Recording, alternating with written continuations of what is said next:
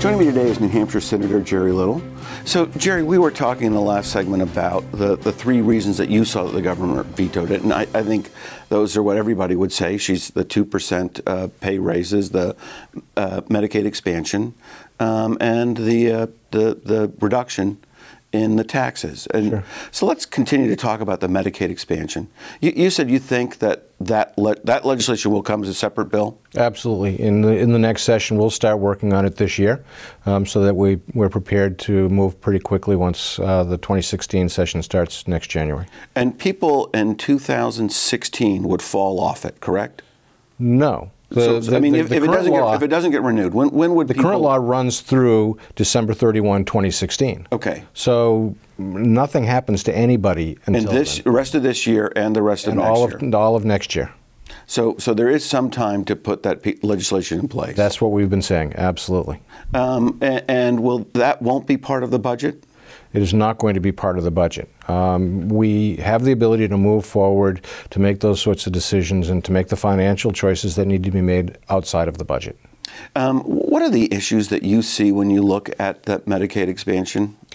Right now, we need to have better information to base the decision on. One of the questions was answered for us just recently. With the Supreme Court decision. The Supreme Court decision that said that the way that New Hampshire structured its adoption of the Affordable Care Act is, in fact, legal. But when we voted on the budget, the Supreme Court had not acted. We didn't know which direction they were going to go. So they've answered that question. We know that from reports from the hospitals that we're getting that uncompensated care use is going down. That's a strong positive. It's one of the things that we wanted to happen through the Affordable Care, through expanded Medicaid. But what we don't know is some of the other stuff, like what's going on regarding bad debt at hospitals. One of the main reasons that we have the ACA and expanded Medicaid is that people simply couldn't afford the level of cost of premiums these days. Folks who have a hard time affording premiums also have a hard time affording deductibles. And so we need to get better information on whether or not we've simply traded uncompensated care for unpaid for deductible expenses. And if the bad debt is there, are we simply going to get the impact on other health care rates, but coming from a different direction? Is it going to come from bad debt rather than uncompensated care that's incurred? We also need to know what this has done to health care rates. There were comments made in the paper recently that because we're bringing into the private insurance pools in the state of New Hampshire, folks who haven't had insurance for a long time, that we've traded uncompensated care for care at insurance companies that have for services that have been unfortunately delayed for far too long.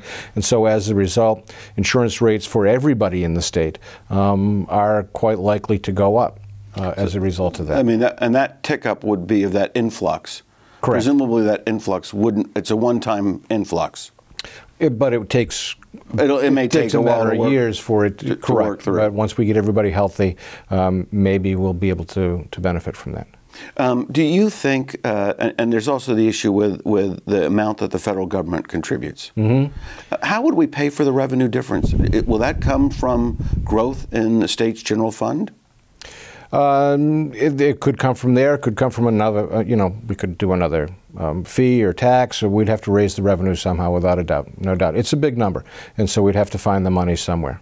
And so how long will it take before you think the Senate and the House could come up with something that they could agree on? It'll take no more than a year, because a year from today we'll be going out of session in Concord in the middle of 2016. So it's going to take somewhere a little bit less than a year, John. So 360 days. Quite possibly. Will it come from the Senate again, or will it come from the House? I am unclear on that. I think there's a good chance it might come from the Senate, but it's hard to say. These sorts of things get negotiated between the leadership in the House and the Senate. So we got about 30 seconds left. The 2% increase, will that find its way back into the budget? The 2%? Oh, the state employee pay raise. It's definitely a possibility. The real question is whether or not it will. Where will we find the money? Is it a possibility that we make the revenue pie bigger? Not likely.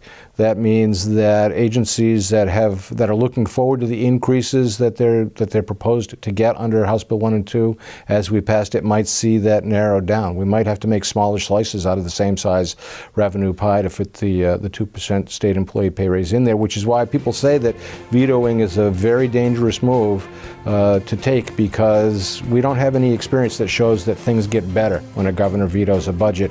More often than not, they get worse. So I want to talk about the transition, but we're out of time in this segment.